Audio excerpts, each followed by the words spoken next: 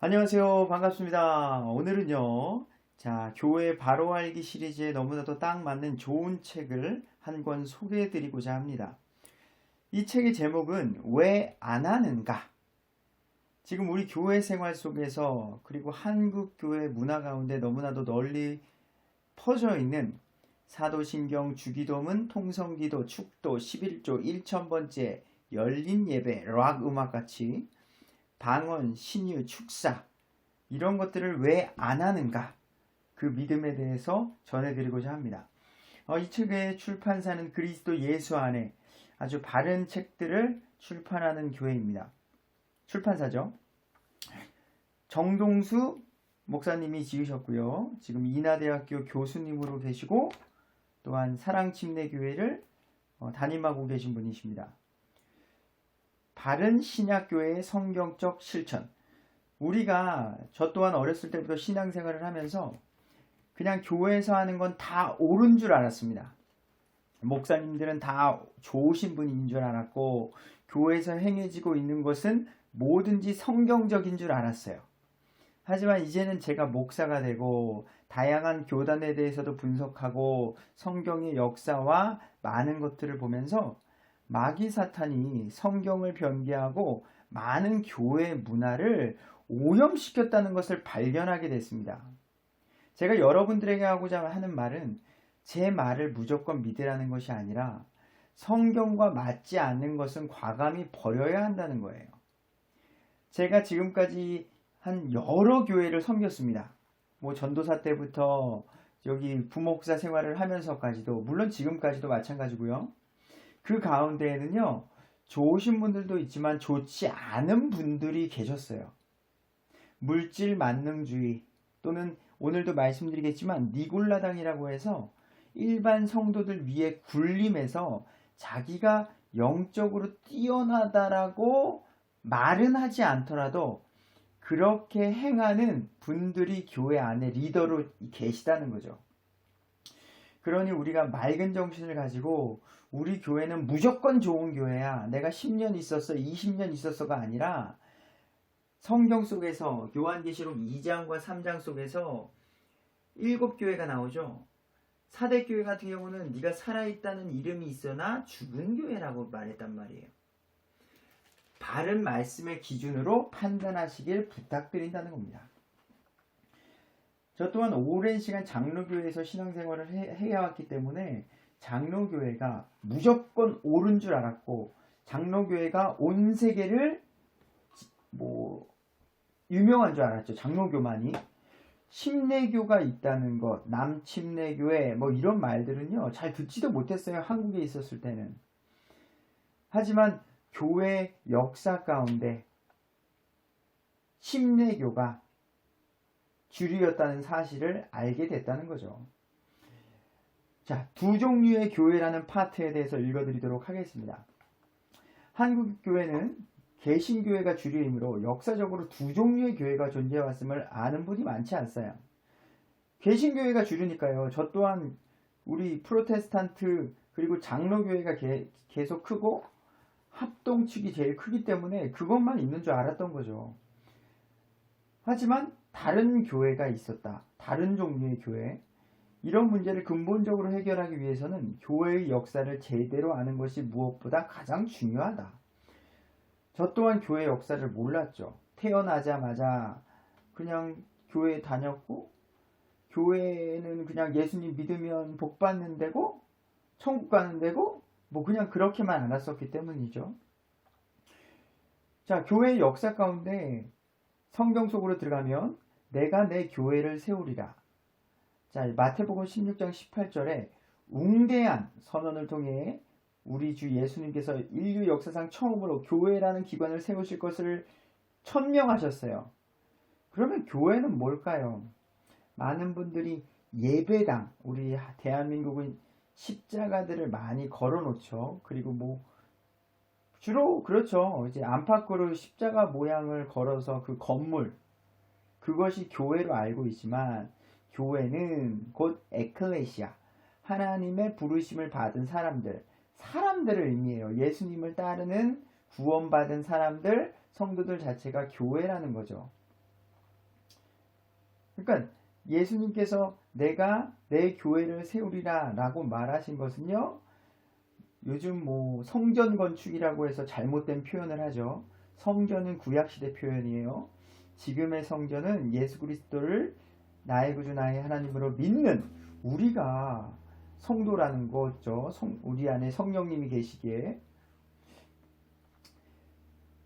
신약교회의 가장 큰 특징 중에 하나는 구원받은 성도라면 누구나 다 제사장이 된다는 거예요. 어느 누구나 주님께로 나아갈 수 있다는 것을 기억하셔야 된다는 거죠. 구약시대에는 어느 누구나 나갈 수가 없었죠. 제사장을 통해서만 제사장이 대신 하나님께로 나아갈 수 있었잖아요. 하지만 신약 성도는 은혜 시대예요. 그래서 어느 누구나 하나님께 기도할 수 있다. 예수님의 이름으로. 엄청난 복이죠. 그러나 주 1세기가 지나기도 전에 예수님께서 돌아가시고 얼마 되기도 전에요. 구약의 제사장 계급 체계로 돌아가 성도들 위해서 군림하려는 무리가 교회 안에 생기기 시작했어요. 그래서 계시록 2장 5절 그리고 뭐 2장 15절에 보면은 내가 니골라당을 미워한다 라고 예수님이 말하고 계세요. 니골라당이 뭐냐면요, 그리스어로 니코, 정복하다라는 말과 라오스, 일반 성도들, 곧 이게 합성어로 일반 성도를 억누르는 자들을 말합니다. 그래서 목사가 더욱더 영적으로 권위가 있다는 것을 내세워서 일반 성도들을 자연스럽게 억압하는 일. 이것을 누가 많이 했어요? 로마 카톨릭이 많이 했어요. 그래서 고해성사라는 게 뭐예요? 그 사제가 내가 죄를 졌습니다라고 고백하면 자, 무릎으로 계단을 걸으십시오. 자, 청소를 집에 가서 어떻게 하십시오. 어떤 체벌을 줌으로 인해서 그 죄가 사해진다고 말하는 거예요. 그런 권위를 사람에게 예수님은 주신 적이 없다는 거죠. 자, 즉 교회 역사는요, 국가교회과 교회교, 자유교회인 기독교를 심히 핍박하고 박해온 역사다. 제가 그림을 하나 보여드리도록 하겠습니다. 저 또한 장로교에서 오랜 신앙생활을 했기 때문에 이것을 보고 좀 놀랐어요. 그리고 왜 내가 이 생각을 못했을까 했죠. 자, 그림을 보시면 기독교는 어디서 시작하죠? 유대교에서 시작해요. 예수님도 유대인이셨고요. 예수님의 많은 제자들도 유대인이었어요. 성경 기록자들도 마찬가지고요. 기독교는 유대교에서 시작됐다고요. 그리고 예수님께서 초림하셨고요. 그리고 예수님의 사도들, 12사도들을 비롯해서 이제는 복음이 전파되기 시작했습니다. 그리고 예수님을 믿는 사람들이 늘어났어요. 그 사람들을 자유교회 또는 독립교회라고 해요. 근데 어떤 일이 교회 가운데 일어났죠? 역사 가운데 AD 313년 밀라노 칙령, 대음모자 콘스탄틴의 밀라노 칙령으로 인해서요, 종교와 정치가 결탁됐어요. 그래서 결국에는 교회교, 천주교와 국가교회가 시작됐다는 거죠. 그래서 예수님을 태어나자마자 천주교인이 되지 않으면은요, 그 당시에 로마 지역에서 생활을 할 수가 없었어요. 죽어도 무덤도 주지 않았다니까요. 일반적인 생활이 되지 않았다는 것을 중세시대 암흑기를 공부하신 분은 어느 정도 알 것이에요. 제가 하고자 하는 말은요, 이거예요. 313년에 개신교가 나온 천주교가 국가교회로 쭉 오게 돼요. 로마 카톨릭의 천주교, 그리고 그리스 러시아 동맹정교가 오게 되는 거예요. 그리고 여기서 마틴 루터가 1517년에 아무리 내가 몸으로 행위적인 구원을 노력해도 안 된다는 것을 발견하게 돼요. 그래서 어떻게 해요? 비텐베르그 성당에 반박문을 붙여놓고서 종교 개혁을 일으킵니다. 그리고 여기서 나온 게 뭐예요? 프로테스탄트 개신교예요. 그러니까 저 또한 신학교를 나왔을 때 이 교회 역사를 배우는 거죠. 근데 지금 뭐예요? 지금 제가 판단하기에는 많은 교회들이 이신칭이라는 마틴 루터가 가지고 온 이신칭이 오직 믿음으로 구원을 얻는다, 행위가 아니다라는 믿음은 갖고 왔지만 사제였던 마틴 루터 또는 칼빈은 아직도 그 천주교 로마 카톨릭의 전통을 이어가고 있어요. 그게 뭐냐? 유아세례, 성만찬, 성직자, 계급, 체계, 답습 이런 것들을 보고 배운다는 거죠. 그리고 교단을 형성하고요. 성경을 영해하고요. 그래서 후천년주의나 무천년주의를 주장하는 사람들이 있다는 거죠. 성경을 읽는 그대로 읽다 보면 전천년주의거든요.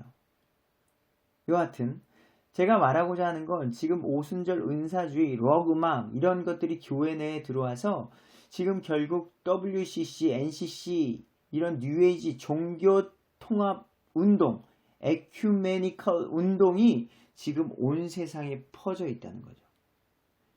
천주교의 우리 교황이 온 세계를 돌아다니면서 하고 있는 게 뭐예요? 정상은 똑같다. 신은 하나인데 모습이 다른 것이다. 이슬람과 불교, 다른 많은 수많은 종교, 기천부를 비롯해서 모두가 모양만 다르지 같은 신이다. 그러니까 우리 싸우지 말고 같이 존중해주면서 같이 예배드리자. 유튜브에 WCC, 뉴에이지, 종교통합일치운동 이런 것들을 쳐보시면 그들이 어떻게 예배드는지를 알 수 있을 거예요. 근데 유대교에서 시작한 그리고 자유독립교회가 시작한 이래로 313년 우리는 하나님의 뜻을 어길 수 없다. 목숨 바쳐서 이 큰 물결 속으로 들어가지 않고 믿음을 지킨 사람들이 있었다는 거예요. 하나님의 뜻이 아닌 이 국가교회, 이것은 참된 복음이 아니다 라고 말한 그 조직들이 여기에 있는 겁니다. 자유독립교회, 발렌티니안, 도나티스트, 폴리시안, walden시스, 보고밀, 알비겐시스, 후터라이트, 롤라드, 후스파, 아나베프티스트, 메노나이트, 근대 침례교회, 성경에 따라 양심의 자유를 추구하며 자유교회의 믿음을 지킨 자들이 있다는 거예요. 말씀드렸듯이 저 또한 장로교에서 오랜 신앙생활을 했어요. 그러니까 우리가 추구하는 것은 뭐예요? 우리 교단이 추구하는 믿음이에요. 근데 그것이 성경과 맞지 않는 것들을 볼 때가 있어요. 여기 제가 길어지니까 유아세례만 해도 마찬가지입니다. 천주교에서는 태어나자마자 세례명을 좋아해요. 그리고 당신이 천주교인이다. 이 아이는 천주교인이 되었다. 라고 해야지 생활이 되니까. 근데 지금 저 또한 유아세례를 받았습니다. 어렸을 때. 하지만 유아세례를 받는다고 하나님께서 정말로 저를 특별하게 구별해 주시는 무언가가 있습니까? 그리고 유아세례를 받으라는 하나님의 명령이 있냐는 거죠. 이게 깊이 들어가면 이런 것들이 좀 많이 있어요. 없다는 거예요. 그래서 우리가 신앙생활을 할 때 아닌 것들은 버리고 성경으로 돌아간다는 것은 이런 것들이라는 것을 기억해 주십시오. 많은 기독교인들이요, 기독교가 천주교에서 나온 것으로 오해하고 있다는 거예요. 하지만 기독교는 어디서 나왔다? 유대교에서 나왔다는 것을 반드시 기억해야 합니다. 많은 기독교인들이 기독교가 천주교에서 나왔다는 거짓말을 믿게 된 이유는 단 한 가지 때문입니다. 저에게도 적용이 돼요. 기독교회사가 필립 샤프 같은 자유주의자, 즉 천주교의 영향을 받은 교회사가들이 그들에 의해 철저히 왜곡되었고요. 또 천주교에서 나왔으니 천주교와 같은 뿌리를 갖고 있는 프로테스탄트들이 이처럼 왜곡된 교회사, 즉 엄밀히 의미해서 천주교 교회사를 자기들의 교회와 신학교에서 여과 없이 가르쳐왔기 때문이에요. 그래서 제가 신학교를 다니면서도요, 장자교단이라 그랬어요. 장자교단. 첫 번째로 로마 카톨릭에서 나온 교단이라는 말을 들었어요. 근데 그 교단들이 지금은 또 갈라졌죠. 합동층이 있고요. 종교통합 문제로 인해서 WCC 문제로 인해서 통합층이 또 거기서 분리됐어요. 그리고 또 나가다가 고신이요, 합신이요, 대신이요, 이런 교단들이 갈라지게 됐다고요. 근데 결국 그들이 믿는 바가 조금씩 다른 거예요. 뭐 순복음이나 이런 곳은 너무 다른 것이고요. 이런 교회의 왜곡된 역사를 우리가 알고 성경을 따라서 추구하는 그런 교회를, 그러한 믿음을 따라가야 할 것입니다. 주 313년 대음모자 콘스탄틴은 정치적인 목적으로 기독교를 로마의 국가 종교로 공인했다. 그래서 중세 암흑시대에 천주교에 의해 이단으로 정죄받으면 아무도 살아남을 수 없었다. 죽였다는 거예요. 천주교로 들어오지 않는 사람은 죽였다고요. 그래서 정말 보따리 싸들고 가족들과 함께 외진 곳으로 가서 아주 외롭고 쓸쓸하게 살아야만 했다는 거예요. 생명으로 인도하는 문은 좁아 그것을 찾는 자가 적으니라. 마태복음 7장 14절의 말씀을 기억하시나요? 지금도 마찬가지예요. 우리가 믿는 믿음이 저 또한 반성하는 게 오랜 시간 교회에서 해왔던 것을 분별하지 않고 무조건 따랐다니까요. 여러분들이 맑은 정신으로 성경을 빗대어서 옳다면 그 믿음대로 나아가십시오. 하지만 아니라면 아니라고도 말할 수 있는 그리스도인이 되셔야 합니다. 싸우라는 것이 아니라 바르고 예의 있게 양심의 자유를 하나님께서 우리에게 주셨기 때문에요. 누가복음 12장 32절 적은 양의 무리여 두려워하지 말라. 바른 믿음을 추구하는 모든 분들에게 하나님의 평안이 있길 간절히 소망합니다. 결국 1세기 후반에는요, 그 당시 온 세상에 퍼지게 되었어요. 그러니까 복음을 있는 그대로 믿고 싶은 그 사람들은 뭐 살할 수가 없었으니까 온 세상에 퍼지게 되었어요. 또 국가교회의 모진 박해에도 불구하고 성경을 짊어지고 도시를 떠나 산지에서 계곡으로 유랑하며 꾸준히 순례 행보를 이어갔다는 거예요. 그러니까 믿음을 지키기 위해서요, 이런 고된 삶을 살았다는 거죠. 주 3세기에는 전 로마 제국에서 노비티안들이 일어났습니다.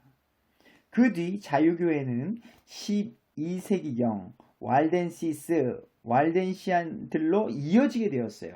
자유교회라는 말이 처음 듣는 분들은 반감이 있을 수도 있어요. 하지만 이때 당시에는 국가교회가 있었기 때문에 국가교회는 내 자유, 영혼의 자유가 아니라 나라가 지정하고 믿지 않으면 죽여버리는 그런 국가교회가 있었다는 거고, 국가교, 여기서 말하는 그에 반대되는 자유독립교회, 영혼의 자유에 따라 하나님의 말씀을 믿고 안 믿고는 나 스스로에게 달렸다는 거예요.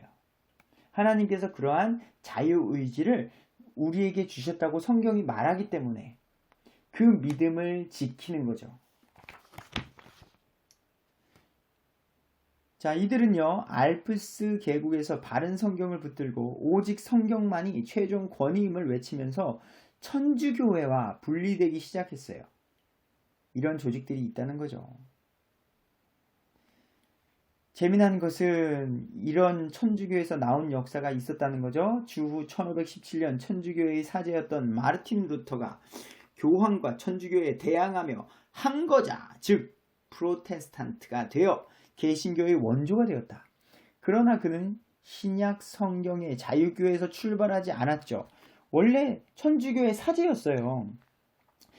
아예 모든 것을 버리고 그 유대교에서 출발한, 말씀에서 출발한 게 아니라 천주교에서 출발했기 때문에 완전히 분리되지 못해서 이신층이는 갖고 왔지만 그 천주교의 문화들과 예배 예식은 지금까지도 가지고 와서 이어지고 있다는 겁니다. 그 결과 루터교회는 사람이 믿음으로 의롭게 된다는 핵심 교리를 제외하고는 천주교의 악습과 전통을 거의 그대로 물려받아 생명이 없는 국가로 전락하고 말았다는 거죠. 아쉬운 건 결국 세월이 흘러 1998년 6월에 미국의 루터 교회는요, 다시 천주교회와 하나가 되기로 공식적으로 선언했어요. 이 마틴 루터가 보면 또 깜짝 놀라겠죠. 너무나도 달라서 그렇게 하면 안 된다고 한 거에서 나왔는데 세월이 흘러 별로 다른 게 없네 라고 느꼈던 그들에게 있어서는 공식적으로 다시 천주교회와 하나가 되기로 했다는 거죠. 자, 한편 종교개혁 시대에도 예수 그리스도의 자유교회는 제침례 성도, 메노나이트 등의 이름으로 온 유럽에 있었습니다. 17, 18세기 영국과 미국에서는 자유교회 전통을 이어받은 침례교인들, 베프티스트, 기하급수적으로 늘어나기 시작했고 존 버년, 찰스 스펄전, 윌리엄 캐리, 아도니람 저스트슨 같은 걸출한 인재들이 나오게 된 거죠. 저 또한 마찬가지입니다. 침례가 맞다는 것을 알았어요. 성경 속에서 하나님께서 침례를 말씀하셨지 세례, 물을 뿌리는 것을 말씀하지 않으셨어요.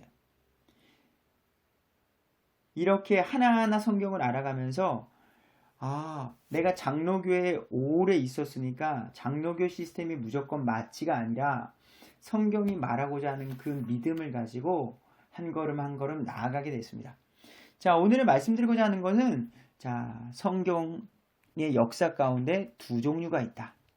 로마 카톨릭의 역사에서 나와서 지금은 WCC 종교통합을 유지하려는 사람들이 있고 처음부터 유대교부터 시작한 그 믿음을 지키려는 자들이 지금도 있다. 그리고 저희 바이블 빌리버는 이러한 믿음입니다. 성경을 있는 그대로 믿는 믿음, 그리고 각 개인의 양심의 자유가 있는 곳입니다. 어느 누구도 강요하지 않고요. 예수님의 말씀을 바로 믿는 자들에게는 바른 행위가 자연스럽게 나오기 때문입니다. 자, 좋은 하루 되시고요. 다음에 다른 주제로 다시 만나겠습니다. 감사합니다.